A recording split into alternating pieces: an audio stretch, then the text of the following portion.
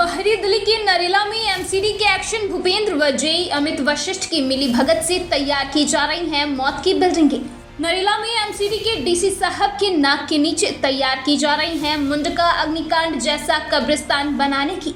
सूत्र बताते हैं कि एमसीडी के एक्शन भूपेंद्र व जेई साहब नरेला भोरगढ़ फेज 2 में खुलेआम बिल्डिंग मालिकों से एमसीडी के पीले पंजे का डर दिखाकर वसूलते हैं रंगदारी। आप लोगों को यकीन ना हो तो नरेला क्षेत्र के भोरगढ़ फेज 2 में आकर देखिए।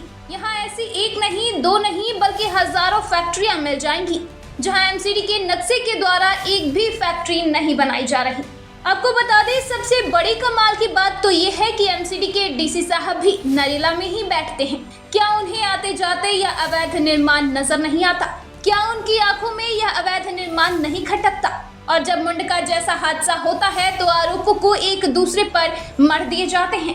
नरेला के भोरगढ़ फेज 2 में एमसीडी के एक्शन भूपेंद्र व जेई अमित वशिष्ठ की मिली भगत से यहाँ पर हजारों फैक्ट्रियों के बनने का काम बिना नक्शे के धड़ल्ले से चल रहा है। सूत्र बताते हैं कि इन फैक्ट्री मालिकों को बेसमेंट की परमिशन है ही नहीं, पर फैक्ट्री मालिक एमसीडी के एक्शन भूपेंद्र व जेई साहब अमित वशिष्ठ से मिलकर 10 से 12 फुट का बेसमेंट तैयार कर रहे हैं।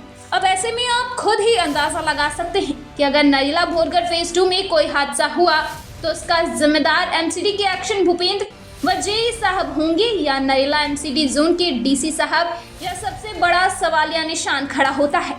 इन तस्वीरों को देखकर आप खुद अंदाजा लगा सकते हैं। अगर भोरगढ़ फेज 2 में बनने वाली इन फैक्ट्रियों की बात करें तो यहाँ मुंडका जैसा अग्निकांड दोबारा दोहराए जाने की पूरी तैयारियां जोरों शोरों से चल रही हैं। क्यों ना एमसीडी के डीसी साहब के द्वारा इन फैक्ट्री मालिकों को फैक्ट्री बनाने से पहले ही रोक दिया जाना चाहिए।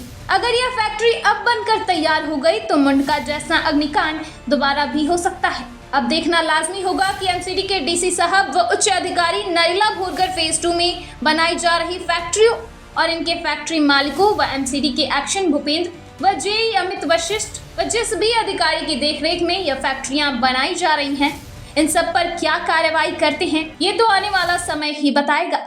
ब्यूरो रिपोर्ट, दिल्ली समाचार।